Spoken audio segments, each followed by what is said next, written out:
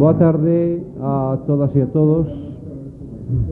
Gracias por estar aquí nun día de tanta competencia como hoxe, en que hai 3 presentacións de libros importantes á mesma hora.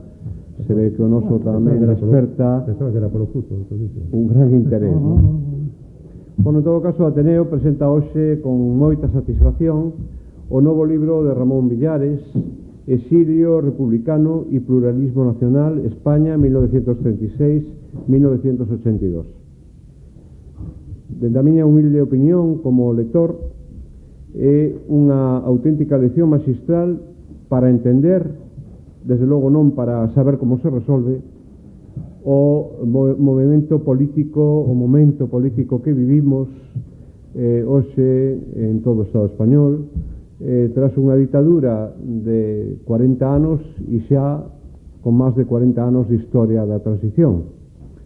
Este libro indaga realmente na xenealoxía da organización político-territorial de España actual a partir da experiencia republicana e dun longo exilio que padeceron as mellores cabezas da intelectualidade deste país. Experiencias que xunto á oposición política xurdida no franquismo tiveron o seu peso sobre o particular proceso de transición democrática que vivimos. Así pois, os exiliados políticos de 1939, a súa memoria republicana, a súa aposta a favor da democracia política, o europeísmo e o recoñecemento do pluralismo nacional de España son os temas de fondo que trata este interesantísimo libro. Un texto que, dende a miña lectura, acaba atrapando ao lector e nos axuda a entender moito mellor ese proceso histórico que a maioría dos que estamos aquí vivimos en primeira persona. Despois da lectura, un tira a conclusión que, lonxe da idea dunha clase exiliada desconectada da realidade, os exiliados non se renderon. Foron quen de tender pontes co interior e ocuparon gran parte dos foros internacionais, moitos deles europeos, nos que o franquismo estivo ausente. O libro de Villares é, pois, unha contribución decisiva para entender mellor o problema de España, esta nación de nacións aínda por articular. Non vos sereu que en vos descubra a Ramón Villares, catedrático de Historia Contemporánea e reitor da Universidade de Santiago, expresidente do Consello da Cultura Galega, académico da Galega, presidente da Asociación Española de Historia Contemporánea, autor de centos de artigos e dúcias de libros.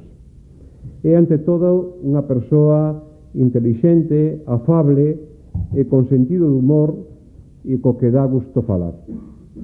Hoxe acude ao Ateneo acompañado por un académico tamén de primeira fila, Xosé Manuel Núñez Seixas, catedrático tamén de Historia Contemporánea na Universidade de Santiago, que dialogará co seu mestre sobre o contido deste libro, que eu creo que está chamado a ser unha referencia dentro da literatura histórica.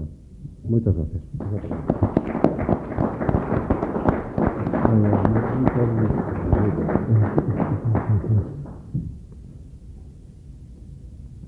Ben, boa tarde a todas e a todos. En primeiro lugar, quero agradecer ao Ateneo o convite, esta honra de poder presentar o libro dun mestre e dun amigo, a máis de colega, como é Ramón Villares. Un libro que, non sei, tiven o privilexio de xa poder ler nunha primeira versión, cando estábamos no primeiro confinamento, e, por tanto, nos metidos na casa pasando o tempo a escribir, porque ás veces o confinamento, para os que nos dedicamos a isto, foi, non vou dicir unha beizón, que non o foi, pero bueno, foi unha oportunidade de distraernos do mundanal ruido e de concentrarnos en acabar proxectos que tiñamos iniciados. Este, eu sei que era un proxecto que Ramón Villares levaba anunciando dende había algún tempo en publicacións anteriores, mesmo algunha vez faláramos do asunto, de que estaría moi ben consultar varios artigos que tiña xa publicado, varias achegas a este tema e de darlles forma, moldear esta obra definitiva. Obviamente non lles vou contar o contido do libro, nin en detalle, nin a súa evolución cronolóxica. Vou empezar dicindo o que non é. Isto non é un libro do exilio en senso clásico, é dicir, cheo de nomes de persoas que están en diferentes lugares, organizacións, partidos, alianzas que se tecen e se destecen, proxectos que se tecen e se destecen. Obviamente están os datos fundamentais, pero non é iso. É algo moito máis profundo, escrito ademais, como debe ser, toda a historia dende o presente con agollada nas preocupacións do presente, e dicir, nesa resolta articulación da diversidade no territorial e nacional da España ou das Españas, ou do Estado español, tamén se lle X, eu creo que Ramón preferiría que se falar das Españas, non? Que é un termo que ademais utiliza de cando en vez e que sai neste libro con certa frecuencia. Ben, contén obviamente os elementos básicos de unha historia do exilio, beneficiase de todo o que xa sabemos da historia do exilio, pero vai moito máis alá. En primeiro lugar, porque isto non é unha historia política ao uso, tampouco, isto é unha, eu definiría o case como unha historia total. Aquí están entretecidas cultura e política, están entretecidos imaginarios sobre as nacións e os territorios, tamén sobre os territorios de recepción, non só de orixe dos exilados, ideas e proxectos para a patria ou as patrias de orixe, como van estes mudando ao longo do tempo, pero tamén pon moito acento, facendo para iso uso, penso, magistral dunha fonte que eu sei que daquel gosta moito, eu tamén, que son os epistolarios. Hai moitas redes relacionais, por riba de partidos, organizacións e ideoloxías. Eu creo que Ramón Villares insiste en persoas concretas que se ascriben a credos concretos e a identidades e proxectos sociopolíticos concretos, pero que por riba de todo dialogan, falan. E sobre todo nesta altura, nos anos 40, 50 e 60, fano, afortunadamente para nós, historiadores, dentro de 100 anos os historiadores que fan a historia do século XXI van ter un serio problema, porque non van ter fontes,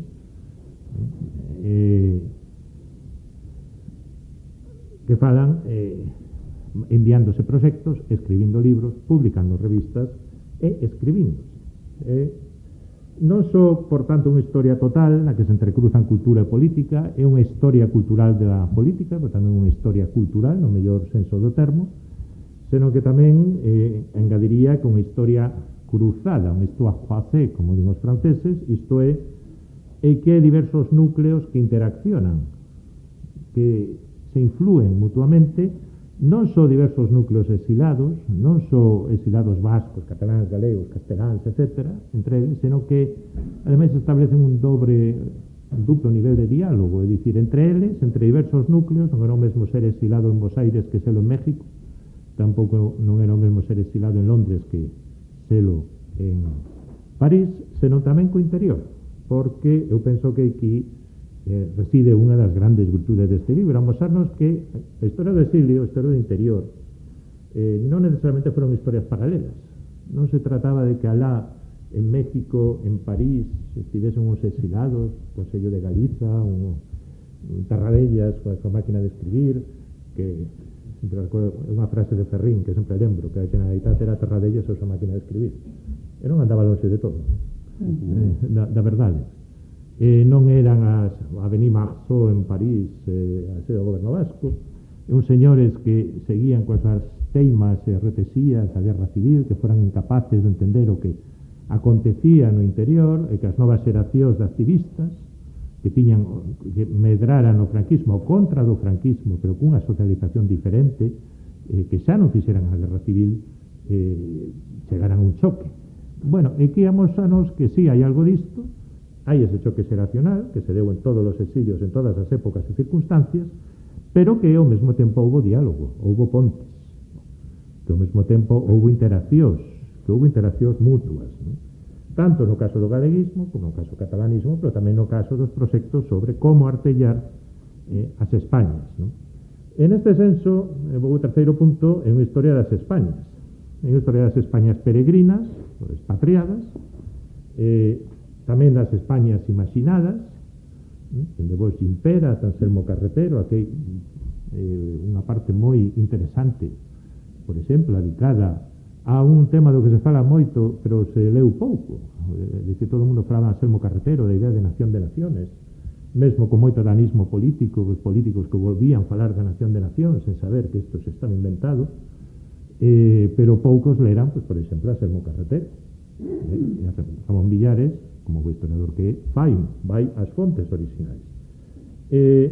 Españas imaginadas, pero tamén como se foron interactuando ata certo punto cos núcleos do interior. E desminte desa maneira, digamos, unha idea bastante preconcibida que nos veu moi legada quizás por unha tradición historiográfica, pero tamén política, de que efectivamente no interior se evoluíra, pero no exilio non. É dicir, no exilio ficaran estancados, entrou que sei que pois íase avanzando cos tempos, non? Íase formulando novos proxectos políticos máis realistas, máis acordes co que era, digamos, a situación social.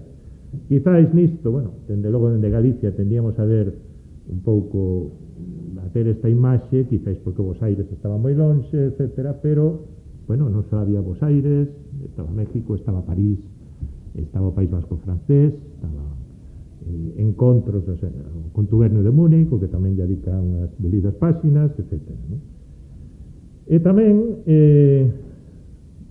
digamos que rompe con esa idea de que o exilio se limitou a ser unha sorte de recipiente, de depositario do lume sagro da idea das Españas na República, na Segunda República, da idea republicana, dos estatutos de autonomía da República, das ideas da guerra, non? Móstranos que o exilio no fondo era un laboratorio de ideas, de contactos, non? Un fervedoiro a certo punto de ilusións e de imaginarios, non? Que hai momentos puntuais nos que efectivamente hai diálogo, fitos que vai tracesando, penso sobre todo nos anos 60, pero que vai tracesando encontros e tamén, por suposto, desencontros.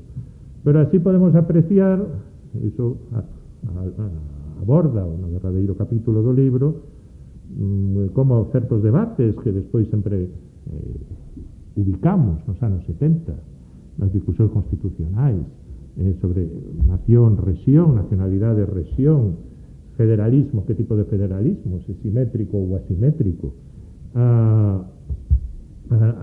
aos propios conceptos de nación ou nación de nacións, que todo iso realmente estaba xa discutido nos anos 50 e comezo dos anos 70, é dicir, que había un debate ricaz, un debate profundo, que tivo influencia tamén, máis da que pensamos, e máis do que se pensaba toda agora, sobre o que foi a evolución do debate territorial na España da transición, ou nas Españas da transición, e despois no que foi o resultado, esa sorte de solución provisional pero duradoira que o Estado das Autonomías, no? Que como o coche vello que todo o mundo que renquea, que ten fallos na carrocería, que todo o mundo querería mudar, pero que por algunha razón segue funcionando e como segue tirando, non sabemos cara onde. Por lo tanto, estamos esperando un libro que unha vindicación, diría que unha vindicación moderada, pero unha vindicación do exilio. Unha vindicación do exilio en termos renovados. Por iso, ese dobre valor. Non é volver o exilio a listas de nomes. Ás veces, os que nos temos achegado algún do exilio, cansábamos desta sorte de visión do exilio como o fogar da pureza, moita xente en moitos lugares, pero que despois, no fondo, pues, tiña antes ou despois que buscarse un sustento, que moitas veces perdía o contacto coa realidade do que acontecía. Eu creo que Ramón Villares foi máis alá disso. Nos saluda un exilio no que hai, sobre todo, redes relacionais. Hai persoas, nomes, apelidos, conexións, interaccións, a través desa grande fonte que son os epistolarios. Non só, pero tamén. Eu penso que isto que fai a lectura deste libro, e con isto concluo, especialmente agradable, son virtudes que todos lle coñecemos a Ramón Villares, e, por tanto, non se falla que eu insista, ese dominio da pruma, da escrita, ese arte da narración que ten, esa elegancia. Eu, como xa lle dixen, por dicir algo discordante, porque senón vai parecer isto unha gabanza excesiva, pero eu xa lle dixen que a min a foto da capa non me convence, porque non todo o mundo identifica quen son estes señores, non? E que, home, que podería ter engadido algunha foto de cando en vez non teria estado mal, non? É dicir, ter convencido o editor que, bueno, como ele arte parte, porque parte do editor de Marcial Pons, non? Pero que se podía ter convencido a sí mesmo de incluir algunha foto, bueno. Pero máis alá disso, é un libro que se lee cunha enorme fluidez, con un prazer para a lectura. Eu lembro cando me enviou que imprenteino, porque eu ainda prefiro ler en papel, eso de ler en pantalla pois deixo pros menores de 40 anos, imprenteino, e a verdad creo que o lín nunha tarde, e ademais consumo interese, non? Por tanto, será el agora quen lles conte de que vai o contido do libro. Eu faleilles realmente de cales son, como ponto de vista, digamos, as grandes cualidades e virtudes deste libro, ou polo menos algunhas delas. Moitas gracias.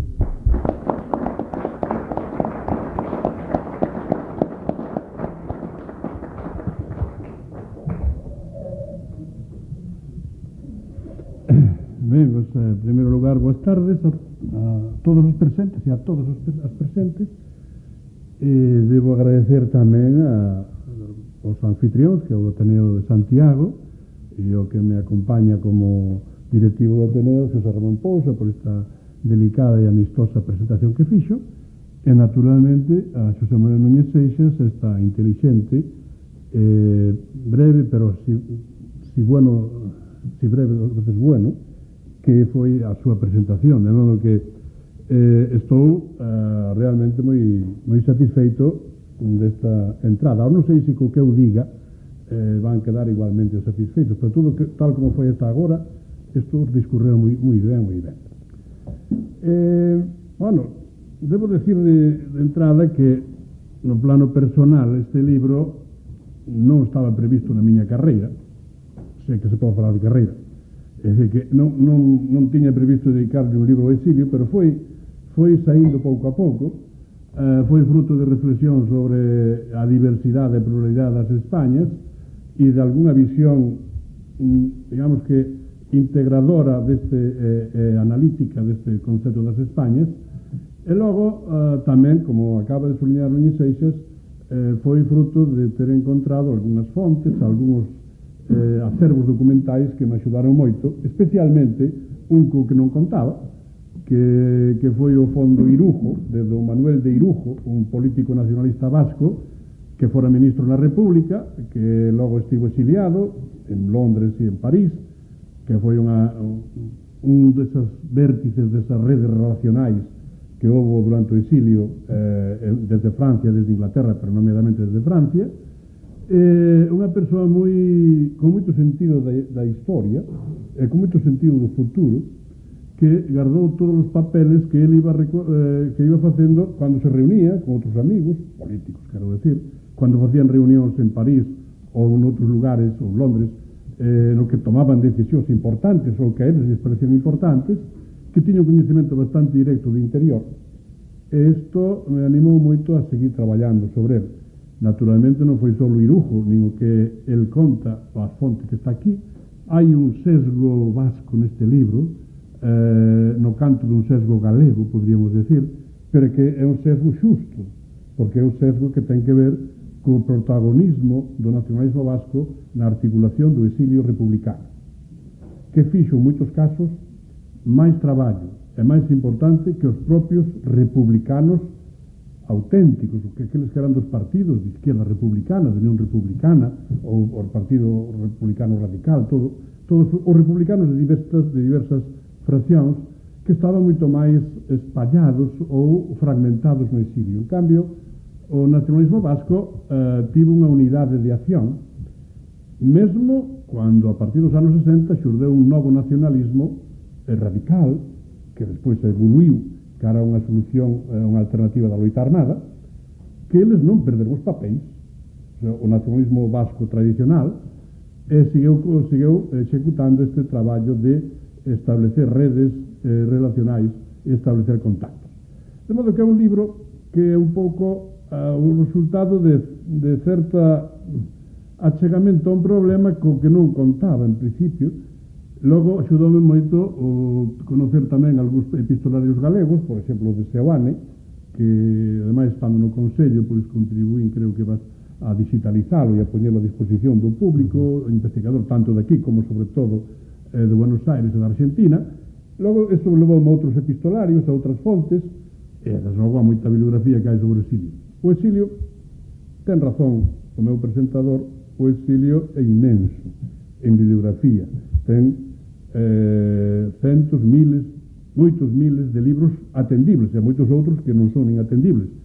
Pero eu non pretendín ler todo eso, sino que tratei de escolmar do exilio un problema. E o problema é que é o que levo eu de España, como pensou España, ou as Españas, e que poido facer para, cando algún día, sexa tarde, sexa cedo, haxa unha alternativa, unha hipótese de chegar a unha solución democrática frente á ditadura de Franco. De modo que aí, nesta propia concepción, está a miña homenaxe ao exilio. Porque non é unha homenaxe ás persoas, non é unha homenaxe a que fulana, mengano, canto sufreu. Eu non me ocupo deses, que a veces dan lugar, deses comportamentos que dan lugar un pouco a victimismo. Que sei que son importantes, pero que non é a miña función sacalos a primeira plana. Ocúpome das ideas, o sea, das ideas políticas e das propostas que teñen para o futuro. E isto foi como naceu o libro. O libro naceu tamén pola parte final. Dice, bueno, que podo eu decir da transición democrática, que non son experto nisso? Nin me ocupei nunca da transición democrática, nin de estudiar os seus protagonistas. Pois creo que unha das formas de entendela é a través do exilio. E aí foi que xuntei estes dous sintagmas. Exilio republicano, hai algún que non é republicano, pero maioritariamente republicano, e pluralismo nacional, que é como dunha forma máis moderada se pode definir a España da República, a España de Franco non, pero a España do exilio sí, e a España democrática tamén. Para que esta definición non levante moitas ronchas, nin cree moitas adversidades, tomei o nome, ou tomei a definición de un antigo directivo de propaganda, máis que de propaganda, do goberno de Franco en Burgos, chamado Dionisio Ridruejo. E Dionisio Ridruejo, que creo que é coñecido por todos, ou polo menos sonalles a moitos aquí presentes, escribeu no ano 1964-65, cando xa retornaba de Múnich, non lle deixou Franco vir a España, e quedou en París, e ali deixou unha revista que é bastante coñecida, que se chama Mañana, e ali tivo de axudantes a un gran eixo do exilio republicano en conexión co Congreso pola Libertade e Cultura, que foi Julián Gorquín, tamén un apoio de Madariaga, e especialmente un galego, que sale de vez en cando aquí, que non é coñecido en Galicia, pero que debera ser moito máis, que era Javier Albajar. Javier Albajar, fillo de César Albajar, foi o delegado do Consello de Galiza en París.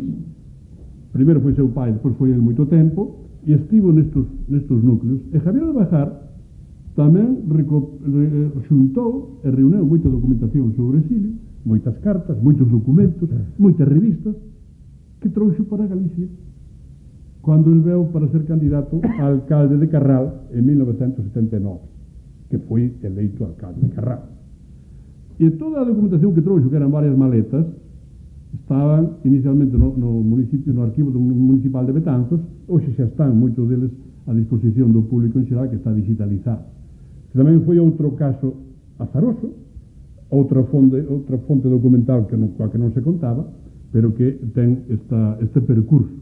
E a esas, pois, algunhas outras, creo que os fondos oficiais do goberno de exilio, que consultei, non moito, pero consultei, tamén son bastante coñecidos, e algúns outros epistolarios, de políticos de Terradellas mesmo, que están moitos publicados, moitos que están no fondo Mario Soares en Lisboa, que non son de españois, pero que falan moitas veces das relacións con España, ou con políticos españois, ou con membros da oposición, naturalmente na época do franquismo, non?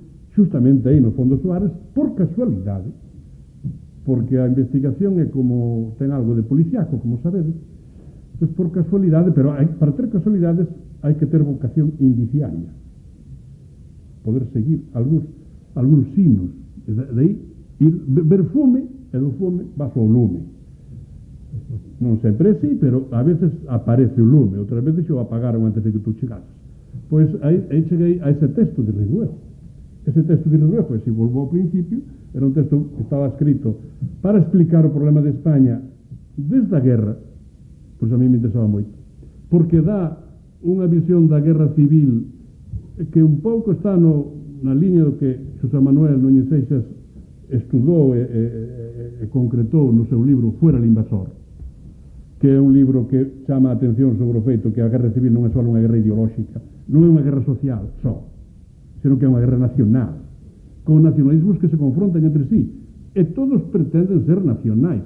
Bueno, claro, os franquistas chamanse a si mesmos nacionais, injustamente, porque os republicanos eran igual de nacionais, e algúns tan nacionalistas como os propios franquistas.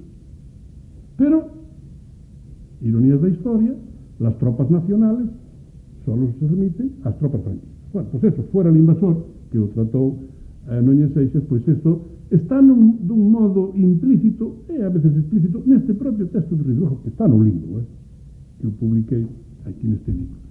E está tamén o que estaba evoluindo nos anos 60 para entender España.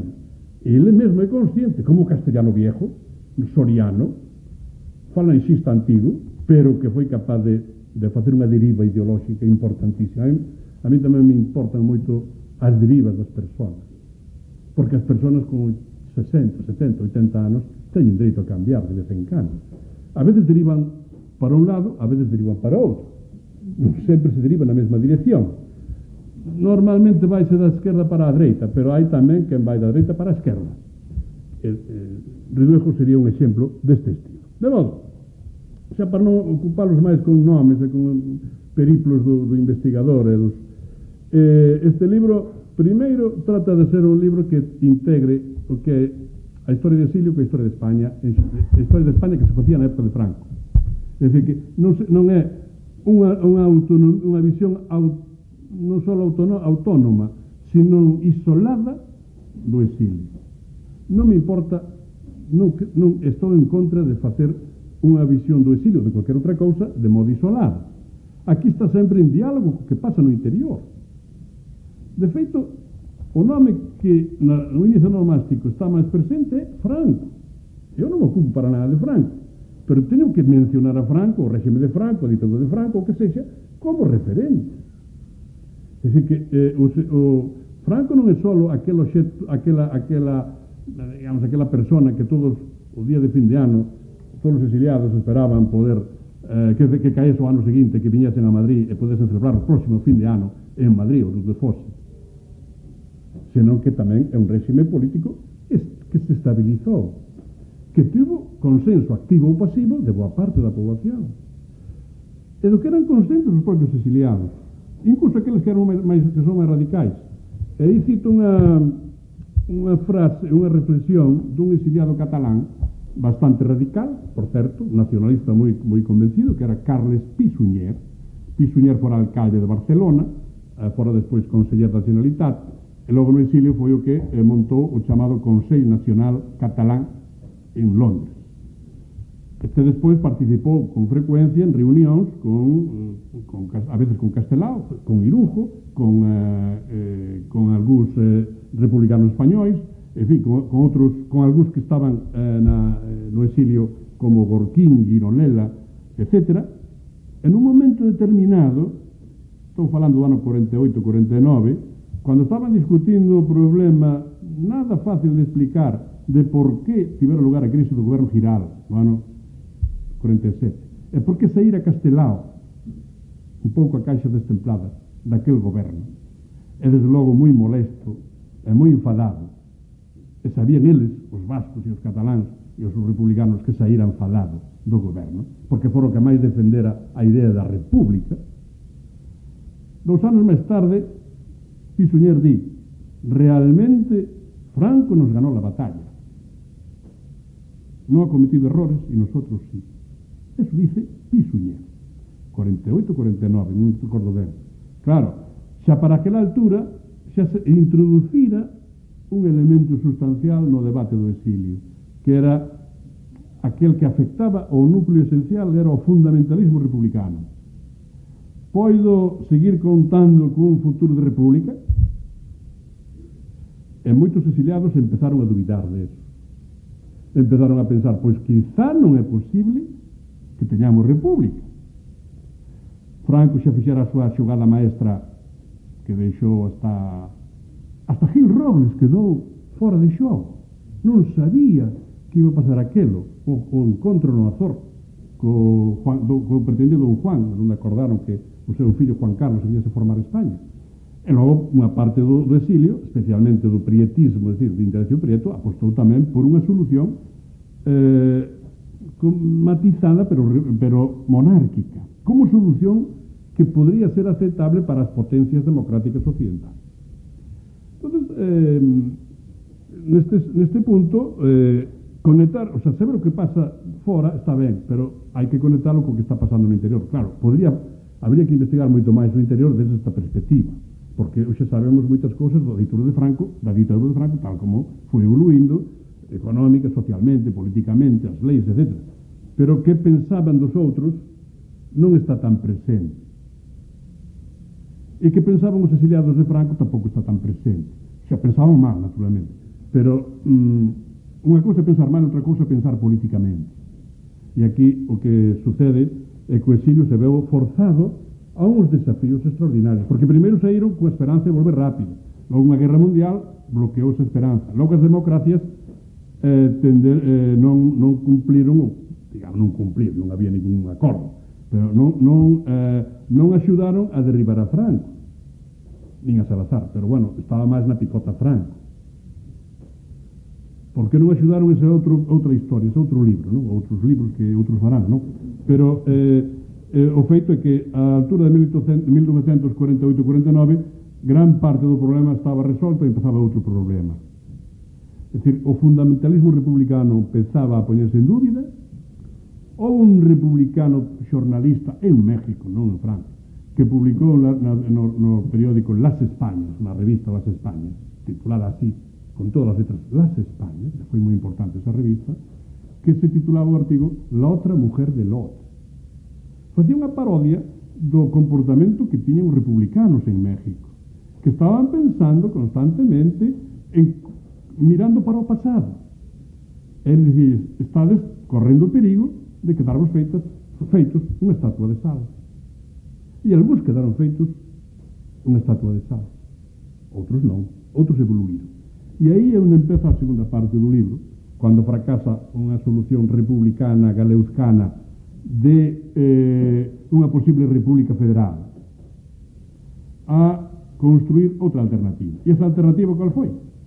Democracia e Europa. E diálogo interior.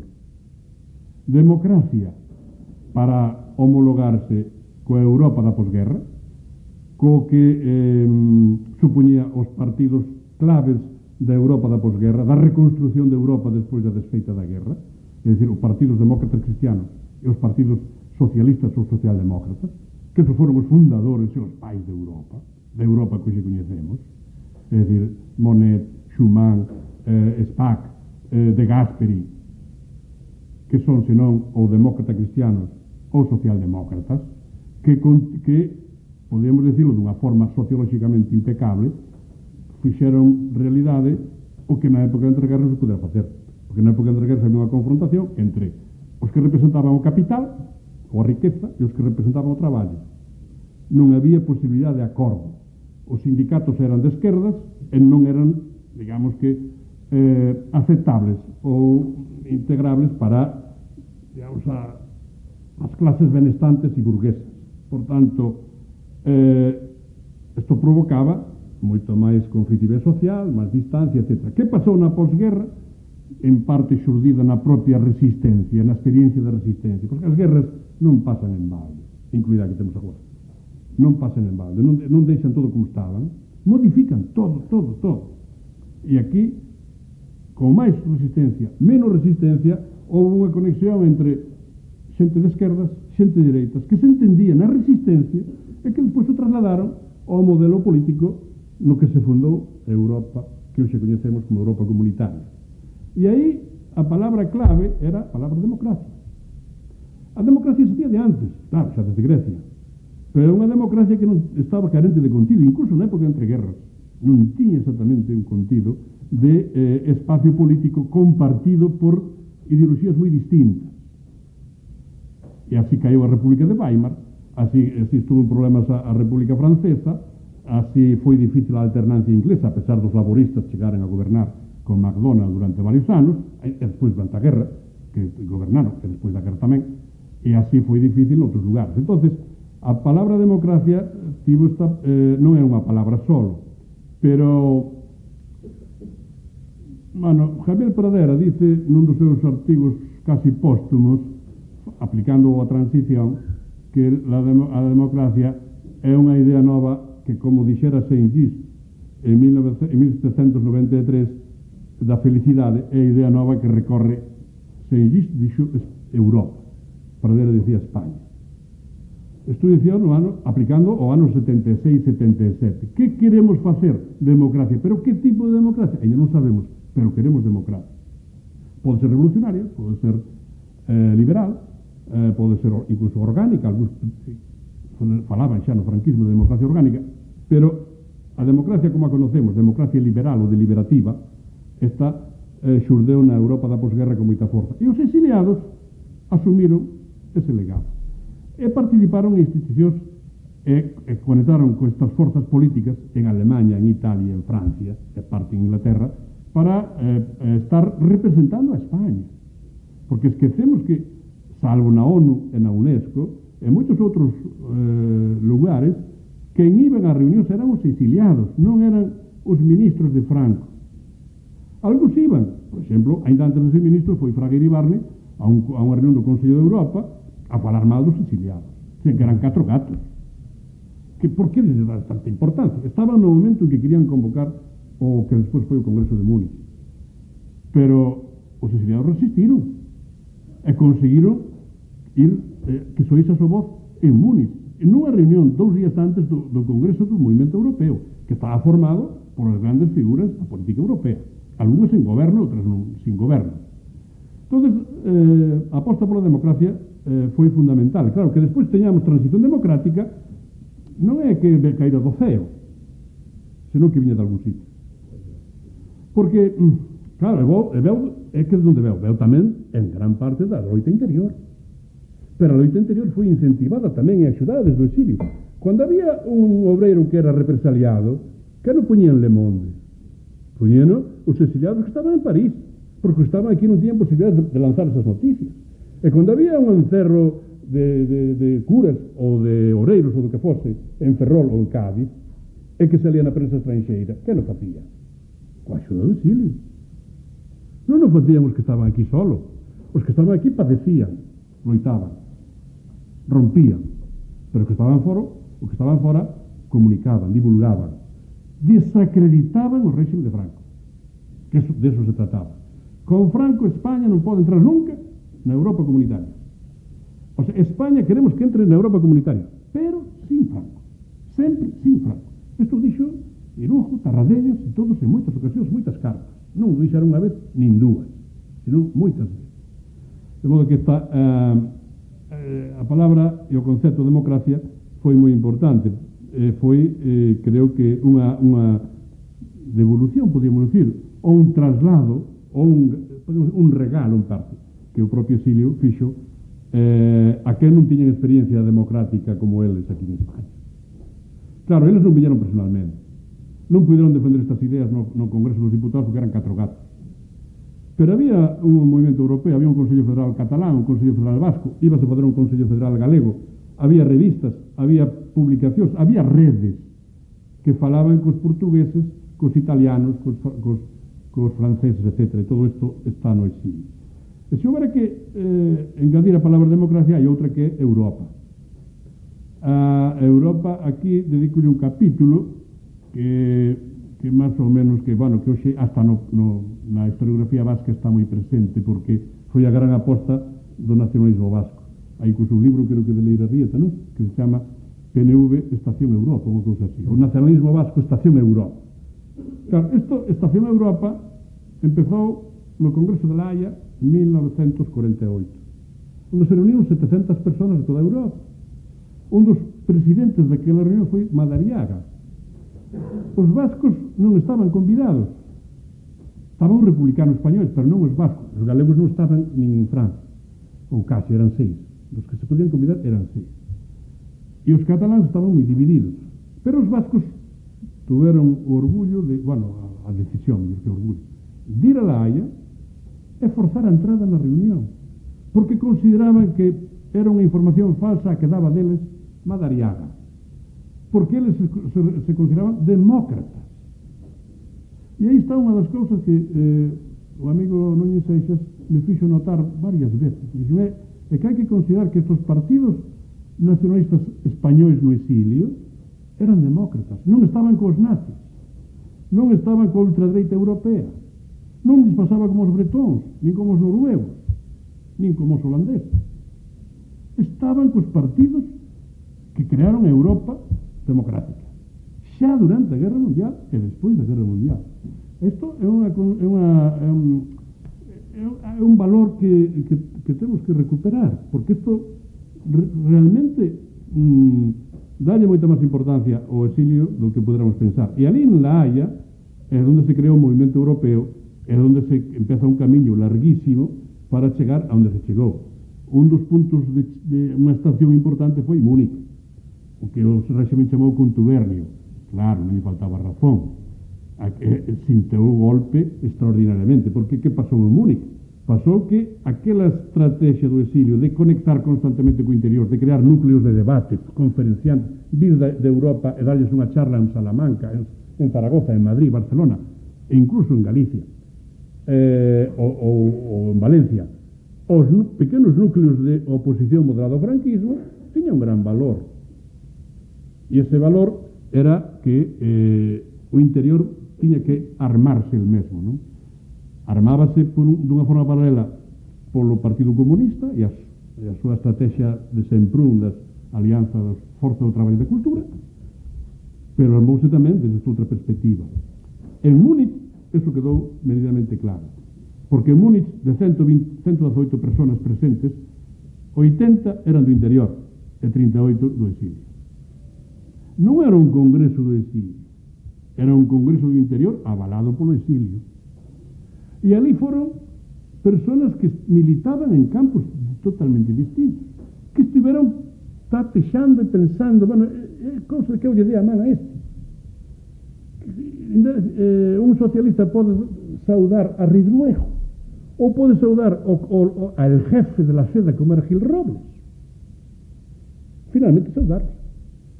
E deronse a man, non moito máis, pero deronse a man e acordaron uns puntos comuns, entre os cuales o punto terceiro, que primeiro iba a quedar fora e despois entrou por unha protesta dos cataláns, sobre todo frente ao españolismo unitario de Gil Robles. Ese punto terceiro acordaban tamén a recoñecemento da personalidade das comunidades dos povos de España, personalidade especial ou cultural dos povos de España. De modo que democracia por unha parte, Europa como percha de que colgarse, como referente a donde reintegrarse, como apoio para lograr avanzar en España. Isto, pois, creo que foi, hasta os anos 60 foi decisivo. Desde os anos 60 o protagonismo xa pasou ao interior, e a loita contra Franco foi no interior, e os novos partidos nacidos no interior de España xa crearon outros relatos distintos, pero nunca se puderon separar de todo isto. Radicalizáronse moitos no ambiente dos movimentos de liberación nacional, da reivindicación a loita anticolonial, a creación de novos estados en África, en Asia, especialmente en África, que influeu moito, especialmente no novo nacionalismo galego e vasco, especialmente nestes dous, pero tamén noutros movimentos de España.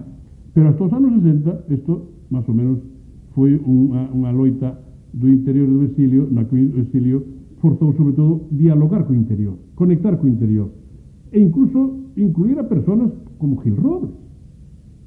Gil Robles estuvera en Estoril, pero antes estuvera estuvo despois, e estuvera na Ceda, e estivo no bloque contrarrevolucionario do febreiro do 36. Gil Robles non era calquer cousa, nin era, porque seguimos esperando a ver se os vosos equipos novos fan unha biografía como ele, Vido de Gil Robles, que é unha das biografías que facían moita falta para isto. De modo que no ano 62 xa hai unhas soldas do exilio interior e grande parte do protagonismo pertenece ao interior. E logo, xa vou ir acabando para non darlles moito a tabarra, hai outro concepto, outra idea, mellor dito, que está tamén na capa, o sea, no título do libro, que é o de pluralismo nacional. E isto transformalo en nunha organización territorial distinta de España.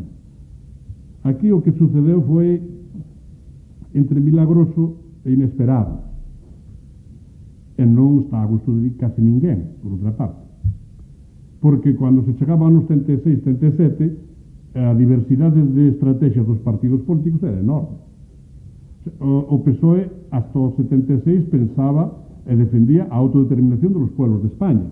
O Partido Comunista era un pouco máis moderado, pero tamén estaba nesa mesma tesitura. Xa non digamos que estaban á esquerda do Partido Comunista, ou dos representantes do novo nacionalismo. Pero había outros que pensaban basicamente nun nacionalismo de carácter regionalizado. Eu aquí dedico unhas páxinas a contar os discursos dos voceiros dos partidos políticos nas cortes que foron na práctica constituintes, porque non eran realmente ou formalmente non eran constituintes, de 1977. Ali se retratan todos. Que quero facer estando aquí? Fala Fraga, fala Calvo Sotelo, fala Pujol, fala Felipe González, fala Santiago Carrillo, fala Reventós polo grupo catalán, etc. Todos están de acordo en aceptar algúns puntos de encontro. Claro, Fraga ainda estaba fora de xogo. Calvo Sotelo xa defendía unha visión de España regionalizada, non de todo unitario. Estaba pensando nunha especie de descentralización administrativa la italiana. Bueno, e había xa un sentimento, digamos, regionalista ou regionalizado, máis que regionalista, bastante común en España, que se fora fomentando incluso durante o franquismo, como no outro libro ten estudiado ben o profesor Núñez Seixas. De modo que todos tiñan posicións distintas, pero acabaron nun punto de encontro que tuvo como dúas vías de execución, que foi un dos grandes problemas da transición democrática. E foi, por unha parte, unha solución legal a través dunha Constitución con todos os defectos que no artigo 2 fai a cuadratura do círculo de sinalar que España é unha nación indivisible, etc., etc., indisoluble, pero que está constituida por nacionalidades y regiones. Esto significa algo. Que hai nacionalidades que son na práctica nacións e que hai regións que son estas susceptibles de ser atribuídos pois unhas competencias de descentralización administrativa, como estaba no espírito dos constituintes. Isto está en constituintes moderados. Eu recordo de falar con José Luis Meilán desto en algúns recesos cando época de rector e incluso despois, e decía, pero o que estaba previsto é que só tuveran asamblea as nacionalidades, é dicir, Cataluña, País Vasco, Galicia. Por eso está na disposición transitoria segunda. Aqueles territorios que tiveran plebiscitado un estatuto de autonomía antes da Guerra Civil poden usar o artigo 151 de acceso privilexiado á autonomía. Iso significa algo. É o único recoñecemento institucional expreso da memoria republicana. Entonces, isto iba por un lado. Por outro, no mesmo goberno, no que non facía a Constitución, sino que executaba como goberno, como administración, o ministro Claver Arévalo comezou a cementar España de autonomías. Entonces, de unha forma paralela había unha distinción, nacionalidades e regiones, e por outra había autonomías, un régimen de preautonomía, que non é igual que vayan por unha vía que por outra, que ao final van todas a converxer, e que máis dá. E isto foi dunha irresponsabilidade notable, pero é difícil pensar se non foi querido. Non creo que fora un azar. De modo que o propio grupo, non só do goberno, sino os dous partidos políticos hexemónicos xa naquela altura, do ano 77, os que gañaran realmente, os que tiñan pois o 70% ou máis do 70% do Congreso dos Diputados, que eran a UCD e o Partido Socialista Obreiro Español, estaban bastante de acordo neste punto.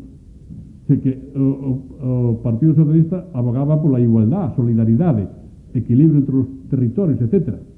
Os outros abogaban por unha especie de visión regionalizada, pero tenemos el problema catalán e el problema vasco. E que hacemos con eso? Se nos ponen pies en pared, se nos ponen pie en pared. Logo pasou tamén con Galicia, que estaba previsto, pero despois non estuvo previsto e ao final foi. Entonces, bueno, isto non ten moito que ver, non ten que ver co exilio, pero sí ten algo que ver. Se a memoria do exilio está na propia Constitución e está na foto na que non criticou aquí o amigo Seixas, que está da contraportada, é de Tarradellas volvendo o ano 77 rodeado de os seus amigos da UCD, non dos nacionalismo catalán de Pujol, nin do nacionalismo do PSC de Raventós, e se non digamos do PSUC, senón que está con Carlos Sentís, en que aquí hai un que creo que era do PSC, do grupo dos capitanes, non do grupo de Raventós. E está Jiménez de Parga, está, en fin, está Sánchez Terán, etc. Entonces, houve como dúas varas, non só dúas varas de medir, senón dúas vías distintas de efectuar a solución das autonomías. E o resultado, aí insisto bastante, que a autonomía é a forma de negar o federalismo. En contra do que moitos expertos, que para mí moi respetables, por outra parte, que sosteñen que España é un país federal, eu creo que tamén hai razón outros, que tamén son venerables mestres, que sosteñen que non é federal. Justamente porque ser federal significa ir de abaixo arriba, e ser autonomista significa ir de arriba a baixo. É unha diferencia que non é só de posición xeográfica ou topográfica, é conceptualmente decisiva. Se os de abaixo crean unha estrutura política, un Estado, ou un Estado-nación, ou unha nación, ou se desde arriba se crea unha solución. É totalmente distinto. E o modelo autonómico está creado desde arriba. De feito, que aquilo que se pensaba que iban a ser só ter asambleas, é dicir, parlamentos, Cataluña, País Vasco e Galicia, ao final teñen todas as autonomías. E hoxe ninguén podría discutilo. É difícil discutir eso ahora.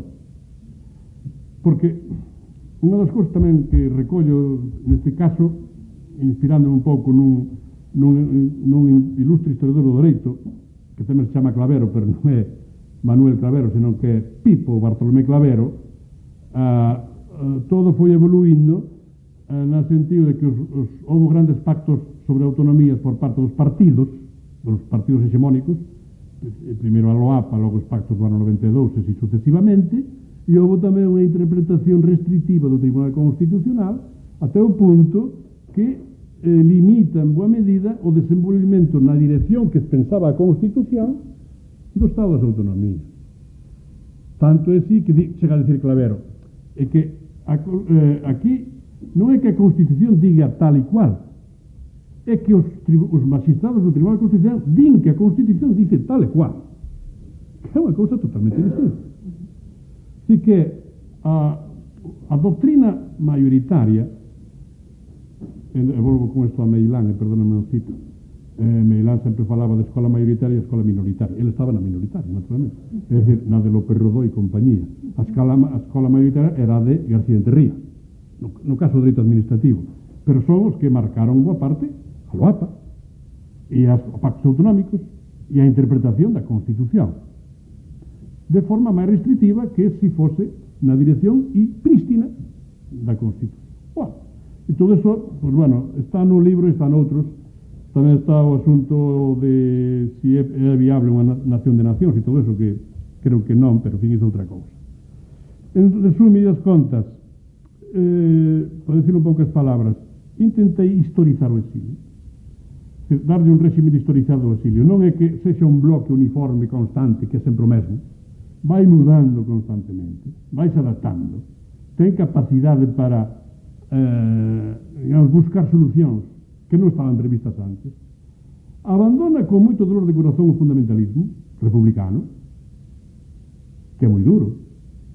se loitaron pola República, se eran exiliados republicanos, poñer en dúbida eso era durísimo. E hai que recoñecer aquí unha xerosidade e unha audacia que non é frecuente encontrar, non? E logo, para volver ao que dicía ao principio, pois creo que o exilio está cheo de pluralidade, de moitas alternativas distintas. Non é o mesmo ser exiliado, como xa se decía, en Francia que en Buenos Aires ou en México. Os que evoluíron quizá de modo máis acompasado foron os que estaban en Europa, porque no fondo, e por eso o goberno do exilio veu para Europa no ano 46, unha vez constituído en México, que facía en México? Solo que estaba cerca das Nacións Unidas. Pero as Nacións Unidas non eran suficientes para torcer o brazo das democracias occidentais. Non había que torcelo era, sobre todo, en Londres, no Foreign Office, como ministro de Asuntos Exteriores da Súa Majestade Reina Británica, que era laborista. Pero moitas veces o presidente da República, o presidente do goberno da República, recibeu-no na antecámara e non oficialmente no seu despacho. E eran do mesmo partido. Estou falando de Llopis e de Benny. De modo que o exilio dá para moito, como podes ver. Non está todo contado aquí, ni moito menos, pero queda o asunto da monarquía, que iso tamén se toca algo no libro, pero é bastante complicado. Quedou da memoria do exilio, que está solo contado ao final, no último capítulo, la canción del exilio, porque isto está, máis ou menos, a arquitrabe do libro comeza con unha frase que, é un pouco rotunda: en principio foi la guerra, que é pouco bíblica, pero que, bueno, de alguna forma hai que empezar. E a guerra explica moitas cousas, non? E a guerra permiteu que os exiliados, cando saliron, dixeron: no, con nós vai todo. E tú, Franco, te quedas mudo. Non tienes quen te cante, quen te haga un poema, tienes quen te hable. León Felipe, te quedas mudo. Logo, nos anos 60, xa o propio León Felipe, antes de morrer, recoñeceu que non era de todo verdade eso. E entonces houve que decir: a donde foi a canción do exilio? E esa canción volveu para España, en gran parte. E volveu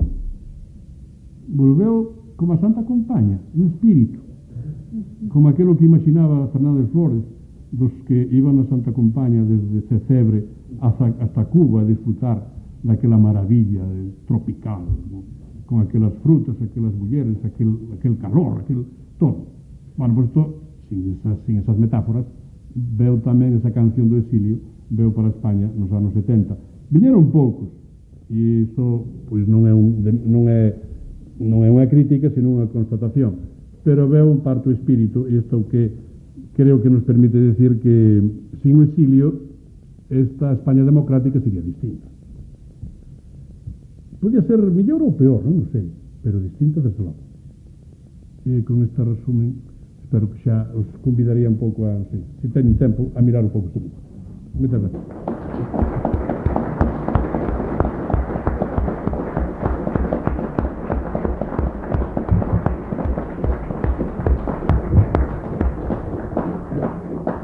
Muchísimas gracias, Moncho y José Manuel. Creo que hai materia de abondo para un debate, así que as persoas que queran intervir van levantando a man e vamos dando a palabra hasta un límite de tempo que temos en torno ás 9:15.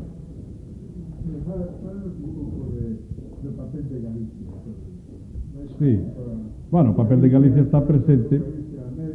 Sí, sí. Bueno, pues aí, sí, o papel de Galicia podemos decir que ten dous momentos de protagonismo importantes. Logo ten un chao, casi un pantano, non? Un val. É moi importante no final dos anos da Guerra Mundial, cando, sobre todo, gracias á tenacidade de Castelao e ao apoio de Aguirre, do Vasco, foi capaz de crear unha estrutura equiparable aos gobernos vasco e catalán a través do Consello de Galicia. Era unha estrutura, sin duda, un pouco é unha superestrutura, máis ben, pero tivo a virtualidade que con iso creouse de novo Galeuzca, que estuvera funcionando na República, pero que despois ficara sen sentido. E logo, no ano 44, 45, reflotouse Galeuzca. Pero as cousas foron tan rápidas que xa o mensaxe de Galeuzca chegou un pouco a destempo. Funcionou, gracias a eso Castelao, e gracias tamén un pouco ao exilio interior, foi nomeado ministro do Goberno da República, porque o candidato, digamos, do ambiente republicano era Portela Valladares, que era unha solución totalmente distinta a de ser Castelao. Castelao era teimoso, procurou ser nomeado, a pesar das reservas de Girado con el, ser nomeado ministro, e o exilio interior enviou, en fin, foi Piñeiro desde Madrid a pé, cruzou a fronteira, estuvo en mes e medio, casi 2 meses, en París, en diálogo con moitos dos membros do goberno republicano. Bueno, finalmente Castelao entrou. Eso foi un triunfo para min simbólicamente moi importante, porque eso colocou a Galicia no posto que durante a República, sobre todo durante a guerra, estuveran os cataláns e os vascos. Durante a República os vascos non estuveran no goberno porque non tiñan estatuto e non estaban de todo bien quistos polo socialismo, especialmente por Indalecio Prieto, que falaba daquel del vaticanismo vasco, ¿no? O sea, que era un grupo de curas, había un clericalismo aplicado ao nacionalismo. Pero, durante a guerra, houve un pacto co nacionalismo vasco, e Irujo foi ministro de Justicia, foi moi importante como ministro, e Castelao non puido ser ministro. O sea, que intentou ser embaixador en Buenos Aires, pero non foi, por un xogo de cambio de embaixadas que lle foi adverso a él. Entonces, no 44, 45, 46 até o 47, a presencia de Galicia é bastante notable, porque forma parte da estrategia galeuzca, e forma parte dunha posible república ibérica federal. Federal, ibérica se era con Portugal, ou sin Portugal, República Federal Española. E logo, coa caída de Castelao, o seu retorno a Buenos Aires, xa esas redes quedaron en París, pero moi debilitadas. E só quedou, prácticamente despois se reflotou con Albajar e coa familia Albajar, pero xa basicamente fracas. Houve un segundo punto onde Galicia foi importante, e foi na transición democrática, no momento da loita contra o Estatuto da Aldraxe e o cambio do Estatuto aprobado nas Cortes, pero non publicado, que eso foi unha operación máis tan alambicada como a operación andaluza de facer un referéndum onde había que todas as provincias tiñan que votar afirmativamente. Houve unha provincia que non votou afirmativamente, pero estaban cegos aquel día e non o puxeron no papel e valeu o referéndum. E trastocou, ese referéndum andaluz trastocou o modelo constitucional. E o caso de Galicia trastocou non o modelo, que se axitaba o modelo, trastocou as expectativas do bloque dominante, dos que defendían a racionalización autonómica. Hombre, hasta aí podíamos llegar. Cataluña e País Vasco, sí, pero Galicia, pero como se atreven? E houve unha movilización en Galicia extraordinaria. Movilización desde partidos políticos, profesionais, intelectuais, todo. E que recordaredes moitos dos presentes no ano fins do 79 e o ano 80. Isto deu lugar a que por primeira vez un presidente do goberno non só veña a Galicia, senón que veña de vacacións de verán, o mes de agosto a Galicia, e faiga reunións constantes con moita xente de Galicia, incluídos moitos intelectuais que reunía na casa, no pazo de Suárez Núñez, o propio Adolfo Suárez. Ali estaban, pois, Carballo Calero, ou Filgueira, ou García Sabel, etc. Non estaba Piñeiro, pois estes que acabo de citar. Tanto é sí que Suárez foi despois a América, deu unha entrevista que non se publicou no ABC, era para o ABC, non se publicou, e iba totalmente extrañado da pugnacidade que aqueles intelectuais que ele dicía, para, estos que son homens que non debían ter tanta capacidade reivindicativa, como se dirixían a mí e como defendían o seu. Quedou extrañado o propio Adolfo Suárez, que non se extrañaba de casi nada.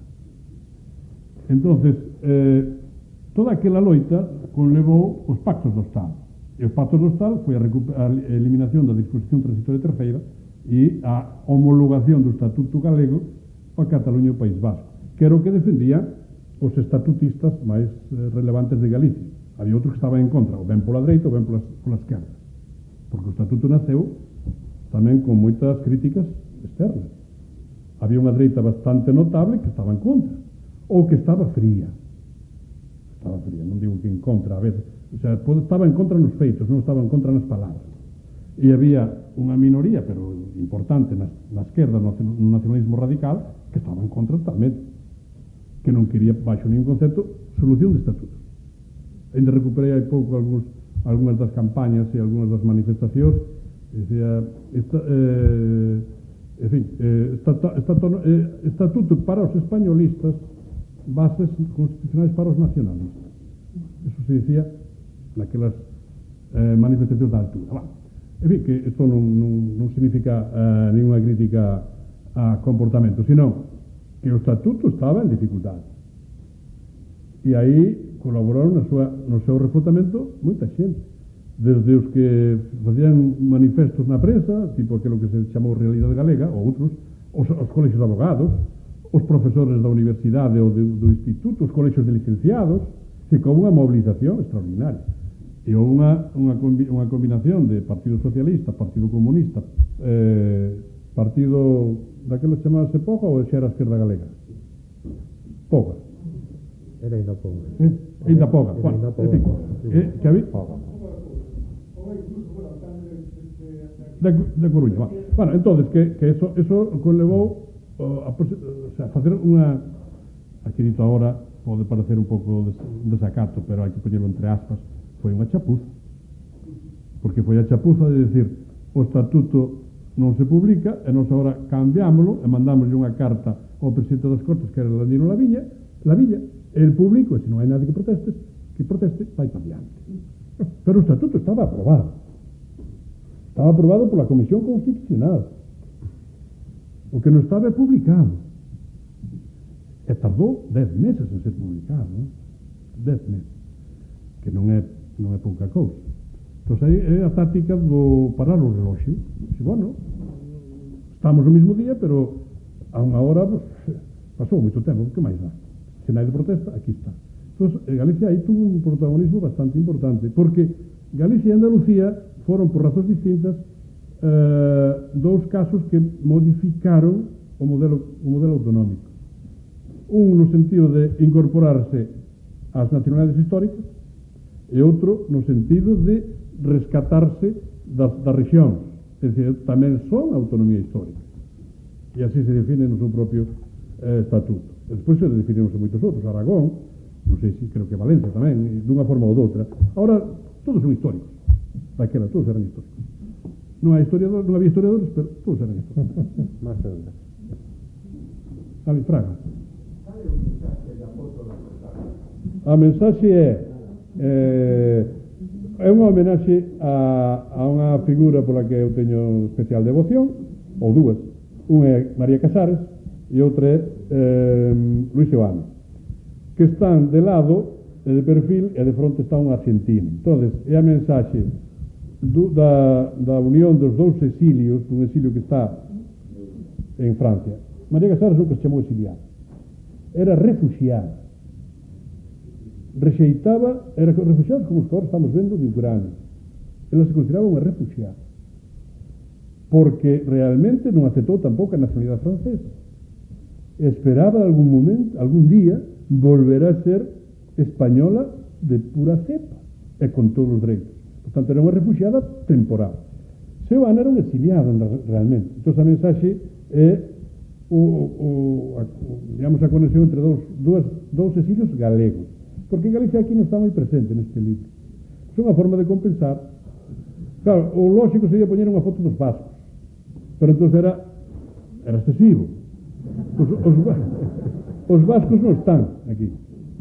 Por lo tanto están os cataláns, porque os cataláns, Ertarradella sobre todo, que sí, podía ser, era menos que unha máquina de escribir, porque en San Martín Levó non tiña nin para comer, a ver.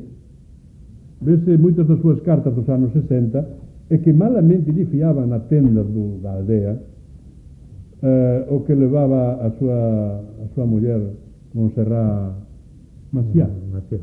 o quería comprar a súa muller para facer unha comida e a veces invitar a algún catalán que iba a visitar, porque nunca permiteu que ninguén oficialmente, quero decir, que lle pagase, que o tratase como un pordiosero, non? Ele incluso cando iba a un hotel a París, logo decía, quen paga? E dice, paga Cataluña. Pagaría Ortínez, ou pagaría algún outro financiero catalán, Ortínez sobre todo, que tiña moi boa posición económica e bancaria internacional. Pero, bueno, tiña esa dignidade. Pero, en todo caso, non tiña casi nada, non? En cambio, os vascos sí que tiña moito. E aquí, pero Tarradellas volvendo e aceptando que era aparentemente inaceptable, un pacto co UCD e co rei. Pero, claro, o pacto estaba se cocendo antes das eleccións democráticas, antes da relación da Constitución, antes da lei de reforma política de decembro do 76. En novembro do 76, algúns abuesos da Castellana 3, despois foi Moncloa, onde estaba a residencia do primeiro ministro ou do presidente do goberno, foron a visitar a Tarradellas e fixeron un informe, que é un informe daquel membro que despois foi moi importante tamén nos servicios de inteligencia, Emilio Casinello, onde dá un informe bastante positivo da figura de Tarradellas. Dice, bueno, se puede hablar con este hombre, es interesante, máis ou menos. Eso quedou aí na recámara do goberno e de Suárez. Logo, non tiña por que ser así como foi. Pero que pasou o 15 de xuño de 77? Que en Cataluña o centro e a direita quedou na estacada, non sacou casi nada, e gañou hexemónicamente a esquerda, PSC, PSUC. Todos outra vez os abuesos da Moncloa dicen, aquí hai un problema. Si seguimos por esta vía, vai presidir a Generalitat de Cataluña un socialista ou un comunista. Por tanto, acordáronse Tarradellas.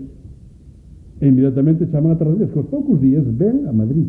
Foi cando fixo aquela performance extraordinaria, que non chegou a ningún acordo co rei, nin con Suárez, e saleu a decirle a prensa que estaban totalmente de acordo, pero que el volvía para Francia. E as cousas foron evoluindo, e en outubro xa foi o pacto final. Claro, por que Tarradellas? Porque Tarradellas estaba enfrentado ao sistema político dos partidos cataláns, porque Tarradellas era un de Gaulle, comportábase como un general de Gaulle. El consideraba que era, así como de Gaulle tiña unha cierta idea de Francia, que como empeza as súas memorias, el tamén tiña unha certa idea de Cataluña. E esa certa idea de Cataluña estaba pola decisión dos grandes personaxes, dos grandes individualidades. E aí aproveitou-non moi sabiamente o goberno Suárez. E foi unha cuña que introduceu Cataluña en contra da opinión de Pujol. Pujol nunca foi capaz de aceptar a Tarradellas hasta ahora, ainda non acepta hoxe, e Tarradellas nunca aceptou tampouco a Pujol. Eso son outras que son chafardeos da política catalana, non? Pero que Tarradellas cumpleu un papel moi importante, por eso está aquí. Isto é tan importante como cando chegou a Plaza de San Jaume e dixo, ya soca aquí. Pero ya soca aquí é decir, ven a República conmigo, ven unha institución que agora mesmo se está restablecendo, que é a Generalitat, que é a institución republicana e moderna. Non era unha institución que funcionara na República. El fora conseller e conseller en cap desta institución. E ven comigo, está aquí. Que pasa que isto pasou así desapercibido, non? E depois Cataluña evolueu por onde evolueu, non? De modo que nunha parte é unha homenaxe a Galicia, noutra parte é un recoñecemento, non unha homenaxe, un recoñecemento do papel singular que tivo ese pacto Tarradellas-Rei, Tarradellas-Suárez, Tarradellas-Sistema Político Democrático. Sin deixar de ser republicano, pero, bueno, admitindo o rei, porque, claro, Tarradellas era un pragmático. O primeiro que fixo chegar a Barcelona o día seguinte que foi visitar o capitán general, o teniente general Coloma Gallego, que non era precisamente dos máis avanzados, non era un día de alegría dentro da estrutura dos altos oficiais militares españoles. Pero foi a visitar para dizer, aquí eu estou un poder tú eres outro e nos temos que encontrar. Eu non teño máis que 2 mozos de escuadra que se poñen firmes cando entro. Tú tes un exército, pero igual. Eu represento unha idea. E esa idea aquí está. Lamentablemente en Galicia non se pode facer. Porque en Galicia ganou a UCD. E a AP 24 e 27. Aquí ganou UCD e a AP, cousa que nos esquecemos con moita frecuencia. E toda a esquerda non conseguiu ningún diputado. E conseguiu 3 o PSOE, 2 pola Coruña e 1 por Pontevedra. E pro. E o que estaba ao mellor pensando Suárez, que tamén o pensou para Galicia, que era Osorio Tafal, co quen falara, de quen lle falaran en Estados Unidos cando foi alá. Iso conto no libro no libro que publiquei en Galaxia, aquí non o conto. Era posible que fose candidato, pero despois do 15 de xuño xa non vale para nada. Para que quería a UCD a Osorio Tafal? Non? Tiña 20 de 27, tutti, avanti tutti. Bueno, eu quixera, en primer lugar, agradecerche esta visión nova que nos das do papel do exilio de cara á conformación da democracia española a partir do ano 78. Parece que xogou un papel importante, pero que non se foi capaz de poñer en valor en riba da mesa, e que me parece que o teu libro parece que contribuye a elo, non? Evidentemente, non só respecto á plasmación na Constitución democrática, sino tamén na búsqueda do consenso, do diálogo, que efectivamente foi enormemente importante para a situación en que en eses anos se vivía en España unha situación de crise económica, crise social, aparte da propia crise política, e que necesitaba, evidentemente, a búsqueda de diálogos, de acordos, de consensos e demais. E en este sentido, eu quixera tamén un pouco poñer en valor, porque dende o exilio, tendo en conta o papel que xogou durante a Guerra Civil o Partido Comunista, me parece que é relevante o cambio que seguramente, derivado de todo ese proceso de reflexión que se produxo no exilio que ti contaches desde o final da guerra hasta o ano 48, 50 aproximadamente, tuvo o impulso dunha política de reconciliación nacional por parte do Partido Comunista. A mí me parece que eso tamén contribuiu decisivamente a mellorar o fluxo de relación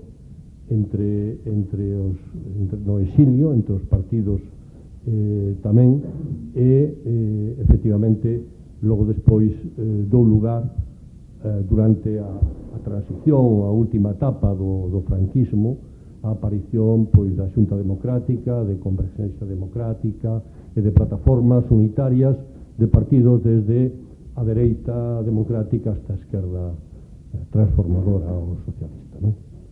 Gracias, por tanto, de novo, Ramón, pola túa aportación.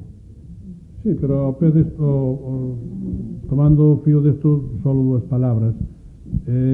Claro, o Partido Comunista non está moi presente no libro, pero de unha forma indirecta está, porque falo moitas veces del de cando se traslada ao interior ao núcleo da oposición ao franquismo, nos anos 60 sobre todo, e naturalmente nos 70, non? Claro, o Partido Comunista, por exemplo, en Múnich, non lle deixaron estar presente. O Partido Comunista de España, quero dicir.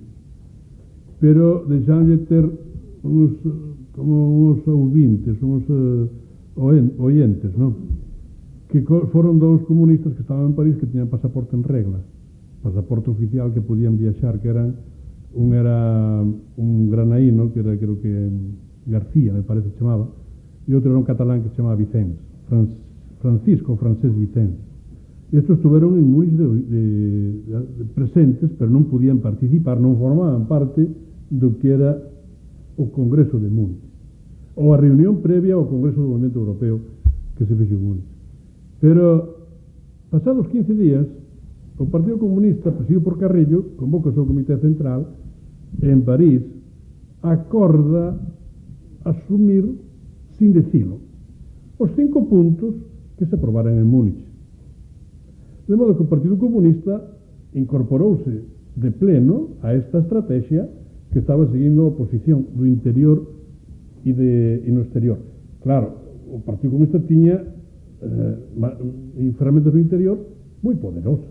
De feito, Múnich coincide coa creación coa folga da Camocha, todo o asunto da folga de vineiros en Asturias, que deu lugar a un gran respaldo internacional para os obreiros e crítica de Franco, hasta Montini se estuvo no asunto, que era daquela cardenal, ainda non era papa, e houve, pois, abaixo firmantes que foron perseguidos tal catre polo ministro recién estrenado de Información e Turismo, que era Manuel Fraguer Ibarne, e así sucesivamente. Pero aí estaba recollendo o Partido Comunista o traballo dunha persoa singularísima que foi Jorge Semprún. Porque Jorge Semprún foi o que fixo, podemos decir que o Bad Godesberg do Partido Comunista, de ser un partido stalinista a ser un partido que vinculou a súa estrategia coa democracia política. Con críticas ou con rigor, pero que foi no pasando desde unha extracción, digamos, propiamente stalinista. En daquel pasou as vacacións varios anos en dachas de Crimea ou en Bulgaria ou en Rumanía. É dicir, era coñecedor deso, pero foi capaz de transformar no interior esas estruturas do partido, que moitos deles estaban na cárcel, entraban, salían. Simón Sánchez Montero, o poeta, como se chamaba? Marcos Sana e tantos outros, non? Pero el, que tuvo 10 anos ese traballo. Unha persona que, pasando por periodista belga, é capaz de penetrar en España de forma regular, pasear por Madrid e ver a casa onde naceu. É dicir, isto é ir ao Bernabéu, ao partido de fútbol, estar nun bar comentando unha intervención de Lola Flores, un señor alto, ben parecido, afectando un acento francés. Ten un valor extraordinario como persona, pero non foi só el, foi el e todos que o rodeaban, non? Que non eran moitos, porque aí tamén no libro recupero o texto dunha italiana que era comunista, Rosana Rosanda, que veu a España no ano 72. E veu a España con algunhas citas ou algúns números de teléfonos que era Semprún. Non moitos, porque non sei se non creía moito neso Semprún ou non se entenderon entre eles. Rosana Rosanda e Jorge Semprún, que se encontraron nun congreso en Pisa. Pero la veu aquí, estuvo en Madrid, estuvo en Barcelona, estuvo en Sevilla. O que fixo foi máis ben ir ver os núcleos do exilio interior que estaban conectados co exterior. Por exemplo, foi a Sevilla a que? Foi a Sevilla a encontrarse co ministro da República, don Manuel Jiménez Fernández, que era un demócrata cristiano. Aí está a mensaxe. E que tuvo que ir ás súas clases da Facultade de Dereito para provocar o encontro e facerlle unha pregunta ao salir da clase. E foi ver os socialistas vascos, dos que quedou moi encantada, por outra parte. Antonio Amate, Luis Martín Santos, a muller de Martín Santos, que era unha bretona galega, un bretón que se veu aquí, veu a Carril a escabullirse dos nazis no ano 41, 42, por aí. En fin, estivo en Madrid con uns e con outros, pero a súa visión non era moi positiva. Pero en cambio estamos vendo, está Tamames, está Pradera, está Sánchez Ferlosio, a muller de Pradera.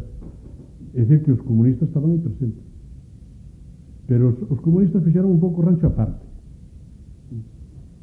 É dicir que porque no goberno de exilio solo un momento estuvo Carrillo, cando foi Castelao, pero deixaron de ter o protagonismo que tiñan durante a Guerra Civil.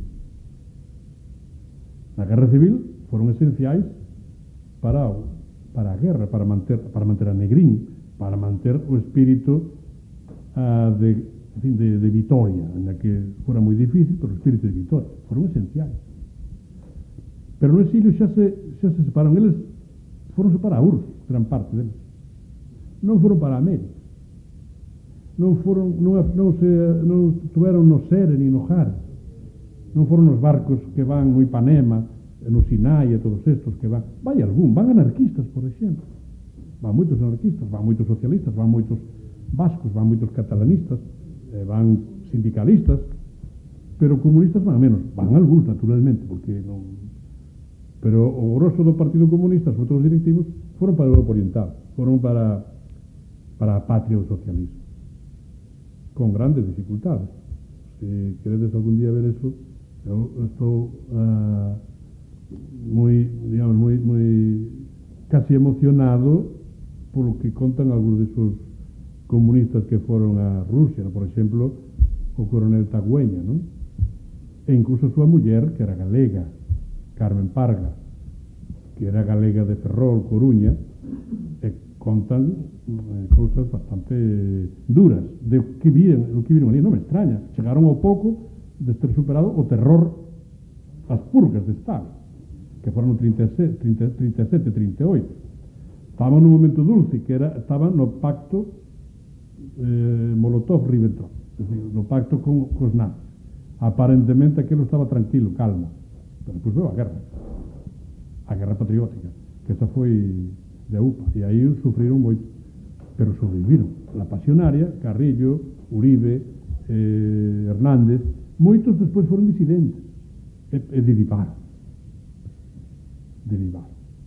Por exemplo, esta Carmen Parga conta nas súas memorias que cando estaban en Checoslovaquia acordaron preparar os papéis para irse a México. Tardaron meses en que dieron os papéis, iban ás oficinas, iban a Praga, vivían fora, botaban un día inteiro fando cola propio do sistema comunista e de outros, e volvían, pero finalmente lograron un visado para desplazarse a México, eles cos dúas fillas que tiñan, e non sei se tiñan incluso un pai ou unha mãe. Estaban en Breno. Cando se despiden da xente que lhe conocían, especialmente duns alumnos a quen lles daba clase, Carmen Parga, van con eles á estación de tren, e cando se están no tren, isto parece unha película, pero bueno, podía ser así, dinlles, xa que subidos ao tren na ventanilla, digan la verdad. Digan la verdad. Esa Aurora, ela recolle nas súas memorias. Foi verdad? Non sei. Que é coherente? Sí. Que o que tuveron que pasar con Stalin, logo con Tito en Belgrado, e logo con Checoslovaquia tamén, pero estas tamén foron exilio, esta xente que estou contando, comunistas tamén foron exilio. Pero foron outro exilio, un pouco distinto, exilio, digamos, institucionalmente formado, é dicir, do goberno da República, e dos que estaban máis vinculados despois a estruturas democráticas europeas, na que non tiñan conexións aos comunistas españois. E ademais meteuse polo medio o Congreso pola Libertad da Cultura, e por tanto unha sensibilidade anticomunista. Estos que estaban en París con Albajar e con Riduejo e con todos esos, moitos deles eran antigos trotskistas que fixeron todo o posible por poñer paus nas rodas dos comunistas, por razón, en fin, do que sufriran, da persecución que sufriran, sobre todo en Barcelona, en España, durante a Guerra Civil, pero en fin, incluso despois. Entón, cada un ten unhas razóns para actuar distintas, non?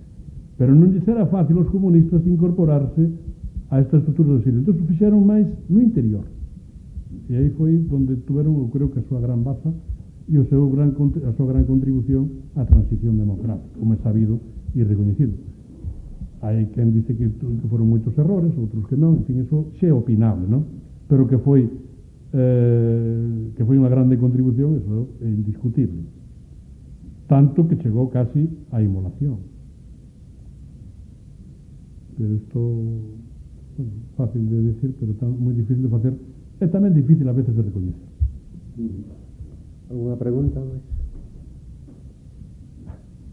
Bueno, pues, se non hai máis preguntas, agradecerlle novamente a Ramón Villares e a Xosé Manuel Seixas a súa presencia aquí no Ateneo y bueno, y convidar a todos a que aprovechen para leer este magnífico libro porque vale la pena.